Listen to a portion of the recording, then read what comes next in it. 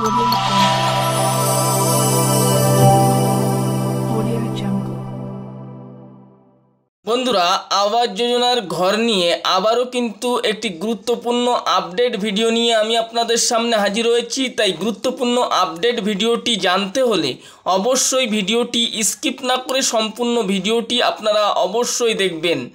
বন্ধুরা, আবাস যোজনার ঘরের টাকা কেন্দ্র সরকার আটকে রাখায় বাংলার হাজার হাজার মানুষ কিন্তু এই ঘরের টাকা পাননি এবং এই ঘরের জন্য মাননীয় মুখ্যমন্ত্রী মমতা বন্দ্যোপাধ্যায় একাধিকবার কেন্দ্র সরকারের বাংলার আবাস যোজনার টাকার দাবি করেছেন।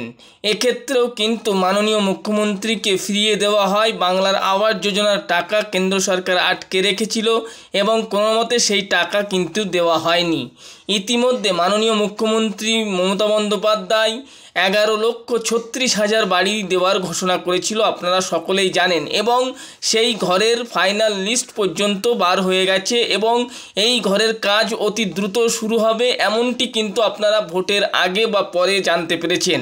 এক্ষেত্রে মাননীয় মুখ্যমন্ত্রী মমতা বন্দ্যোপাধ্যায় ভোট পরবর্তীতে ঘোষণা করেছেন যে বাংলার আবাস যোজনার যে 11,36,000 বাড়ি তৈরি করে দেবেন বাংলার মানুষের, সেই বাংলার মানুষের ঘরের তৈরি করার জন্য যে লিস্ট বানানো হয়েছিল সেই লিস্ট থেকে বহু নাম কিন্তু বাদও পড়ে যায়। এই ক্ষেত্রে মাননীয় মুখ্যমন্ত্রীর দপ্তরে বিভিন্ন অভিযোগ জমা পড়ায় আবারও কিন্তু আবাস যোজনার ঘরের কিন্তু সার্ভে শুরু হবে এবং নতুন করে আবারও সার্ভে করে তারপরে আবার 11,36,000 বাড়ি তৈরির কাজ শুরু করবে বলে মাননীয় মুখ্যমন্ত্রী মমতা বন্দ্যোপাধ্যায় স্পষ্ট জানিয়ে দিয়েছেন সাংবাদিক সম্মেলনে।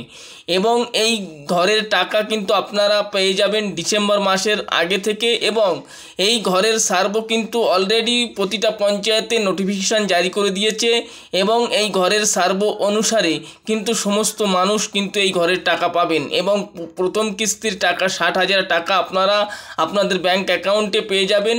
তবে হ্যাঁ, আপনারা একটা মনে রাখবেন যে আবাস যোজনার যে ঘর তৈরি করা হবে বাংলায় 11,36,000 বাড়ি, সেই বাড়ির কিন্তু আবারও নতুন করে সার্ভে হবে, অর্থাৎ যারা জেনুইন ঘর পাওয়ার যোগ্য তারা কিন্তু অবশ্যই ঘর পাবেন এবং যদি কোনো গরিব মানুষের নাম বাদ গিয়ে থাকে তাহলে সেক্ষেত্রে সেই সমস্ত গরিব মানুষের নাম কিন্তু আবারও নতুন করে লিস্ট করা হবে এবং এই সার্ভের কাজের জন্য মাননীয় মুখ্যমন্ত্রী মমতা বন্দ্যোপাধ্যায় সমস্ত পঞ্চায়েতকে কিন্তু নোটিফিকেশান জারি করে দিয়েছে এবং এই সার্ভের কাজ কিন্তু আপনারা খুব দ্রুত আপনাদের বাড়িতে চলে আসবে এবং সেখানে আপনাদের বাড়ি আবার নতুন করে সার্ভে করবে পঞ্চায়েত থেকে, তারপরেই কিন্তু বাংলার আবাস যোজনার ঘরের টাকা পেয়ে যাবেন আপনারা।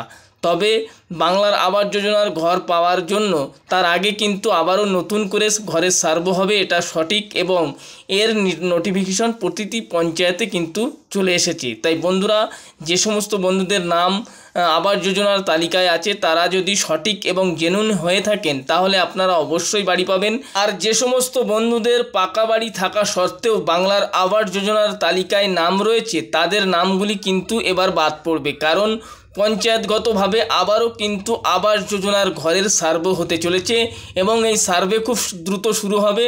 সার্ভের পরেই কিন্তু আপনাদের ব্যাংক অ্যাকাউন্টে বাংলার আবাস যোজনার প্রথম কিস্তির টাকা 60,000 টাকা ঢুকবে, তার আগে কিন্তু এই ঘরের টাকা দেওয়া হবে না। মাননীয় মুখ্যমন্ত্রী মমতা বন্দ্যোপাধ্যায় স্পষ্ট সাংবাদিক সম্মেলন করে জানিয়ে দিয়েছেন। আপনারা হয়তো অনেকেই এই সংবাদ শুনেছেন এবং বাংলার আবাস যোজনার যে সার্ভে হবে এটাও কিন্তু আপনারা অনেকেই জানেন। অর্থাৎ বন্ধুরা, ভিডিওটি যদি ভালো লেগে থাকে তাহলে অবশ্যই লাইক, কমেন্ট, শেয়ার করতে ভুলবেন না। আর যে সমস্ত বন্ধুরা এখনও পর্যন্ত আমাদের চ্যানেলটি সাবস্ক্রাইব করেননি তারা অবশ্যই আমাদের চ্যানেলটি সাবস্ক্রাইব করে পাশে থাকা বেল আইকনটি বাজিয়ে অল নোটিফিকেশানটি অন করে দেবেন। ভালো থাকবেন, সুস্থ থাকবেন, ধন্যবাদ এবং আবাস যোজনার গুরুত্বপূর্ণ আপডেট পেতে আমাদের চ্যানেলের পাশে থাকুন।